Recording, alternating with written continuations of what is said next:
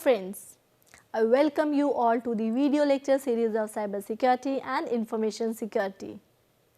In this lecture, we will study cloud computing architecture. First of all, please see the contents which I shall cover. After covering brief introduction about cloud computing, I shall take up essential characteristics of cloud, which will be followed by 3 services offering model. And last, I shall take up cloud architecture. In the simple terms, cloud computing means storing and accessing data and programs over the internet from a remote location or computer instead of our computer's hard drive. It is called remote location and has several properties such as scalability, elasticity, etc., which is significantly different from a simple remote machine. The cloud is just a metaphor for the internet. When we store data on or run a program from the local computer's hard drive, that is called local storage and computing. For it is to be considered cloud computing, we need to access our data or programs over the internet. The end result is the same. However, with an online connection, cloud computing can be done anywhere, anytime and by any device. In cloud computing, the IT and business resources such as servers, storage, network, applications and processors can be dynamically provisioned to the user needs and workload. In addition, while a cloud can provision and support a grid, a cloud can also support non-grid environments such as 3-tier web architecture running on traditional or Web 2 applications.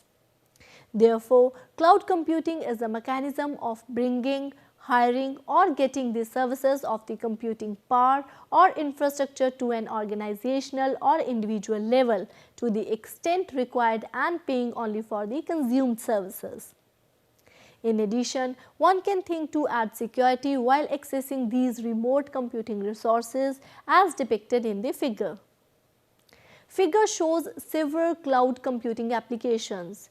The cloud represents the internet-based computing resources and the accessibility is through some secure support of connectivity. It is a computing solution growing in popularity, especially among individuals and small and medium-sized companies. Thus, cloud computing comes into focus and much needed only when we think about what computing resources and information technology solutions are required. This need caters to a way to increase capacity or add capabilities on the fly without investing in new infrastructure, training new personnel or licensing new software. Essential characteristics. Cloud computing has 5 essential characteristics. Listeners can note the word essential, which means that if any of these characteristics is missing, then it is not cloud computing. On-demand self-service. It has the flexibility of self-provisioning its resources according to the demands of the customers without the need of being aided by any human being. In network access, it makes possible for wide range of heterogeneous network accessibility for mobile clients as well as other common computer models. Broad network access.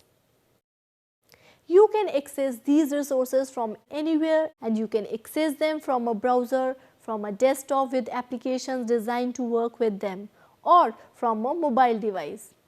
One of the most popular applications models such as iPhone apps is a mobile application that communicates with a cloud-based backend. Elastic resource pooling. The provider's computing resources are pooled to serve multiple consumers using a multi-tenant model with different physical and virtual resources dynamically assigned and reassigned according to consumer demand. There is a sense of location independence in that the customer generally has no control or knowledge over the exact location of the provided resources, but may be able to specify the location at a higher level of abstraction. Examples of resources include storage, processing, memory and network bandwidth. Rapid elasticity. It has the capabilities of managing the pools of resources on demand basis when need to and free up the resources as situation demands. Location independent resource pooling. The resources for the customers are aggregated in multi-tenant model irrespective of the geolocation of the consumers. The customers have no idea about the location of the resources. He/she were provisioned from except some abstract high level of information like countries and regions.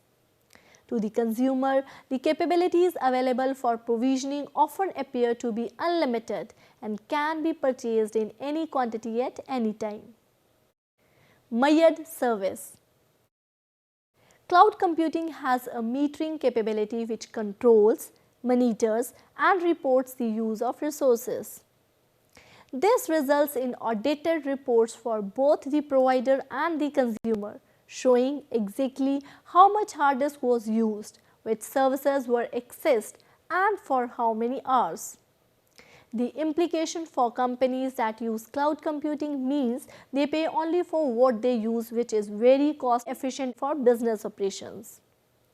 Resource usage can be monitored, controlled and reported, providing transparency for both the provider and consumer of the utilized service.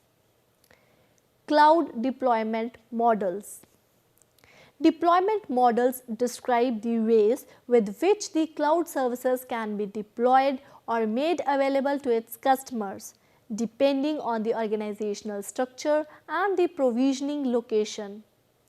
Cloud, that is internet based computing resources, that is the locations where data and services are acquired and provisioned to its customers, can take various forms. 4 deployment models are public cloud, private cloud, community cloud and hybrid cloud. Private cloud. It is also known as internal cloud. The platform for cloud computing is implemented on the cloud-based secure environment that is safeguarded by a firewall, which is under the governance of the IT department that belongs to the particular corporate. Private cloud, as it permits only the authorized users, has direct control over their data. What exactly constitutes a private cloud? It is difficult to define because when it's classified according to the services, there are significant variations. Whether the physical computers are hosted internally or externally, they provide the resources from a distinct pool to a private cloud services. Businesses that have dynamic needs, assignments which are mission critical, security alarms, management demands and uptime requirements are better suited to adopt private cloud. Obstacles with regards to security can be evaded in a private cloud, but in case of natural disaster and internal data theft, the private cloud may be prone to vulnerabilities. Public cloud.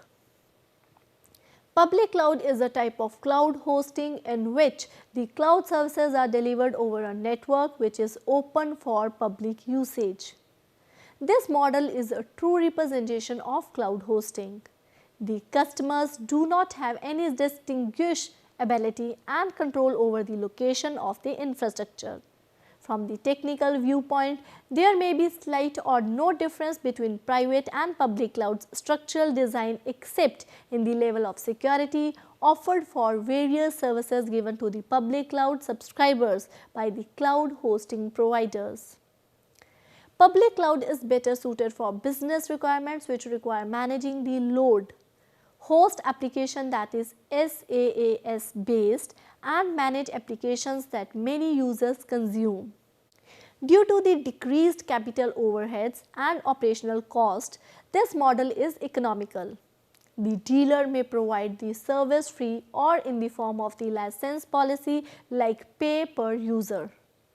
The cost is shared by all the users, so public cloud profits the customers more by achieving economies of scale. Public cloud facilities may be availed free. Example, a public cloud is Google. Community cloud. It is a type of cloud hosting in which the setup is mutually shared between many organizations that belong to a particular community, that is, banks and trading firms. It is a multi-tenant setup that is shared among several organizations that belong to a specific group which has a similar computing apprehensions. The community members generally share similar privacy, performance and security concerns. The main intention of these communities is to achieve their business related objectives. A community cloud may be internally managed or it can be managed by a third party provider. It can be hosted externally or internally. The cost is shared by the specific organizations within the community, hence community cloud has cost saving capacity.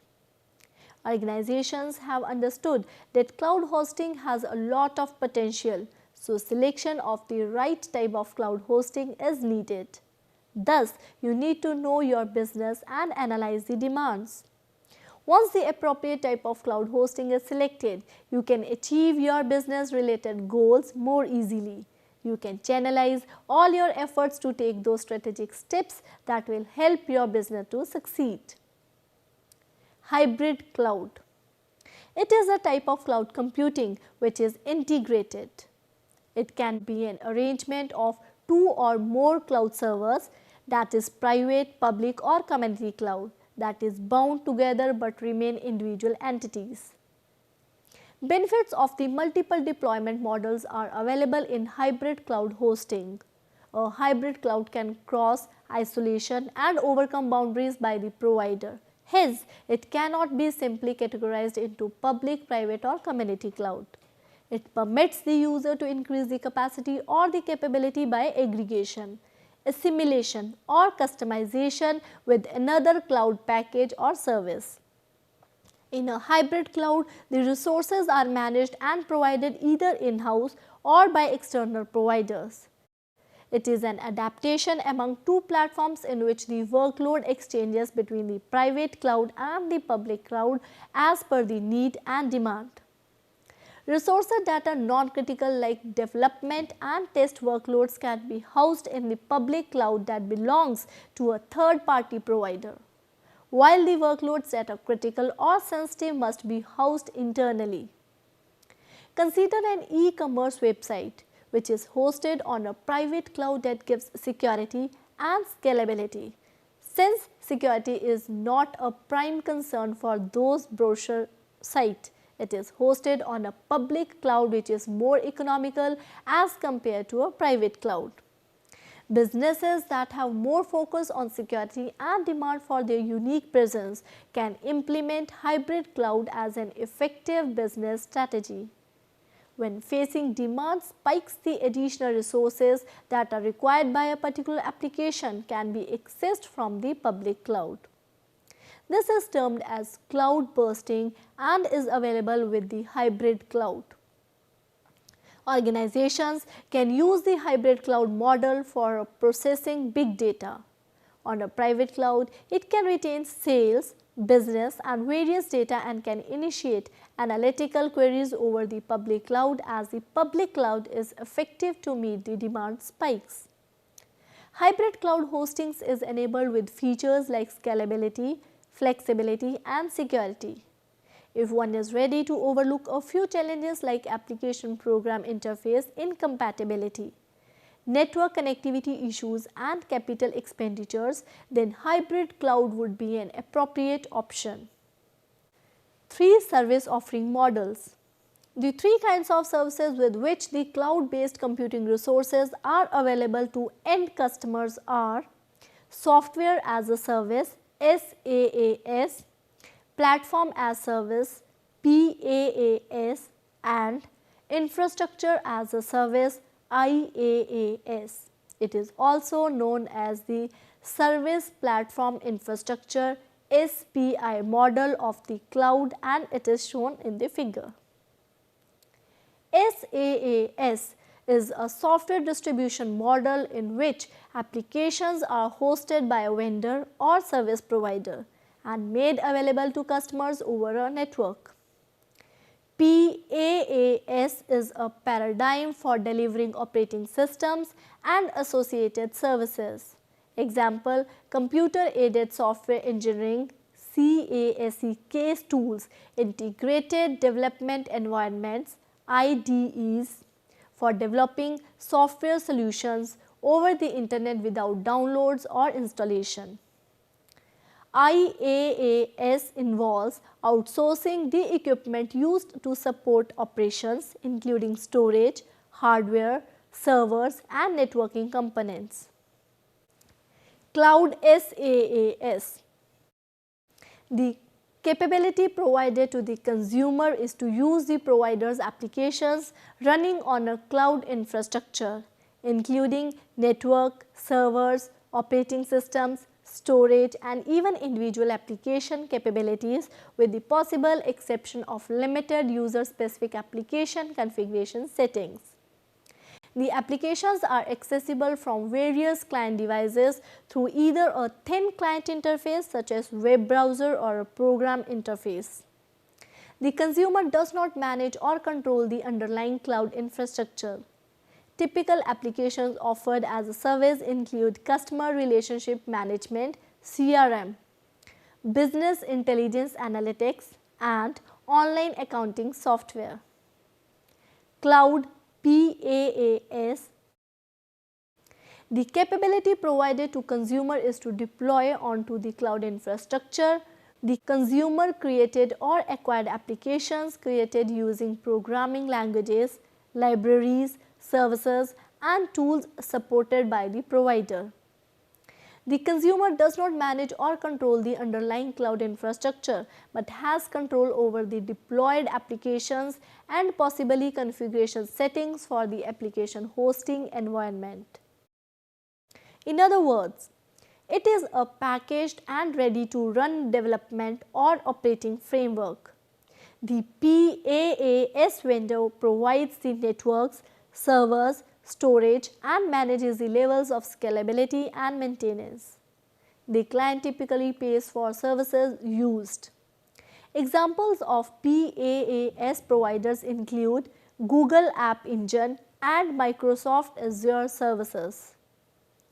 Cloud IaaS. The capability provided to the consumer is to provision processing, storage, networks and other fundamental computing resources on a pay-per-use basis, where he or she is able to deploy and run software, which can include operating systems and applications. The consumer does not manage or control the underlying cloud infrastructure, but has control over the operating systems, storage and deployed applications and possibly limited control of select networking components. The service provider owns the equipment and is responsible for housing, cooling operation and maintenance. Amazon Web Services (AWS) is a popular example of a large IaaS provider. The major difference between PaaS and IaaS is the amount of control that users have. In essence, PaaS allows vendors to manage everything, while IaaS requires more management from the customer's side. Generally speaking, organizations that already have a software package or application for a specific purpose and want to install and run it on the cloud should opt to use IaaS instead of PaaS. So now we come over to the cloud architecture. The cloud has hierarchical view of an architecture that describes its working mechanism. It includes the dependencies on which it works and the components that work over it. The cloud is a recent technology that is completely dependent on the internet for its functioning. Figure depicts the architecture. The cloud architecture can be divided into 4 layers based on the access of the cloud by the user. They are as follows. Layer 1, that is user client layer. This layer is the lowest layer in the cloud architecture. All the users or client belong to this layer. This is the place where the client user initiates the connections to the cloud. The client can be any device such as a thin client, thick client or mobile or any handheld device that would support basic functionalities to access a web application. The thin client here refers to a device that is completely dependent on some other system for its complete functionality. In simple terms, they have very low processing capability. Similarly, thick clients are general computers that have adequate processing capability. They have sufficient capability for independent work. Usually, a cloud application can be accessed in the same way as web application, but internally, the properties of cloud applications are significantly different. Thus, this layer consists of a client devices. Layer 2, that is network layer. This layer allows the users to connect to the cloud. The whole cloud infrastructure is dependent on this connection where the services are offered to customers. This is primarily the internet in the case of a public cloud. The public cloud usually exists in the specific location and the user would not know the location as it is abstract. And the public cloud can be accessed all over the world. In the case of a private cloud, the connectivity may be provided by a local area network LAN. Even in this case, the cloud completely depends on the network that is used. Usually, when accessing the public or private cloud, the users require minimum bandwidth, which is sometimes defined by the cloud providers. This layer does not come under the purview of a service level agreements SLAs. SLAs do not take into account the internet connection between the user and cloud for quality of service, that is QoS. Layer 3, that is cloud management layer. This layer consists of softwares that are used in managing the cloud. These softwares can be cloud operating system OS, which acts as an interface between the data center and the user, or a management software that allows managing resources. These softwares usually allow resource management, that is scheduling, provisioning, etc., optimization, server consolidation, storage workload consolidation, and internal cloud governance. This layer comes under the purview of SLAs. That is, the operations taking place in this layer would affect the SLAs that are being decided upon between the users and service providers. Any delay in processing or any discrepancy in service provisioning may lead to an SLA violation.